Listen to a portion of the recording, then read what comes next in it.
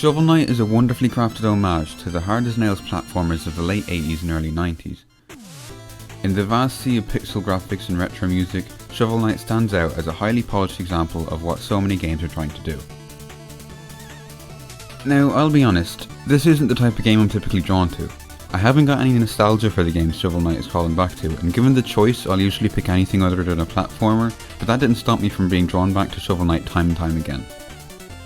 Part of the charm of this game is how tough it is. It's not unfair, mind, it's just tough in a way that modern games aren't. It's a level of difficulty I haven't had to deal with since my time at Rogue Legacy. By the way, if you liked Rogue Legacy, you'll probably like Shovel Knight. Both games share some common inspirations, that much is obvious. They control nearly identically, and they have similar upgrade mechanics, but where Rogue Legacy took those elements and made a roguelike, Shovel Knight continues to find ways to add features inspired by those early platformers. It's safe to say Shovel Knight wouldn't exist without Mega Man, Super Mario Bros. 3, and The Legend of Zelda. Despite how angry Shovel Knight made me with its antiquated sensibilities and low tolerance for player error, I just couldn't stay away.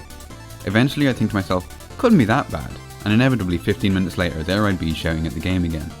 It takes skill to walk that fine line between infuriating and addicting, and in this case the balance is maintained masterfully. Not only is the gameplay solid, but aesthetically the game is exactly what it needs to be. Part of the reason Shovel Knight so perfectly exemplifies the pixel art style is because of the attention to detail and adherence to the limitations of the original NES. In total, the game only uses 4 colours that weren't available on the original Nintendo, leaving a palette of only 58 colours. If that isn't dedication to an aesthetic, I don't know what is. The music, composed by Jake Kaufman, is similarly authentic, having been composed on a program which exports the music as NES machine code.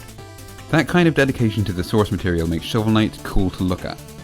You get the impression that you could really play this thing in a Nintendo if you could somehow manage to get the game onto a cartridge. Even if the time I spent with Shovel Knight left my ego a little bruised, I can't fault the game for that. That gameplay loop of die, learn, repeat is time honoured. It's amazing how far sound controls and style can take a game. Throw in some challenging gameplay, a healthy amount of humour, and a compelling narrative, and you've got yourself a modern day classic. Whether you have fond memories of the NES or you're just looking for an unforgiving platformer experience, give Shovel Knight a go. Now if you'll excuse me, I have a score to settle with Treasure Knight.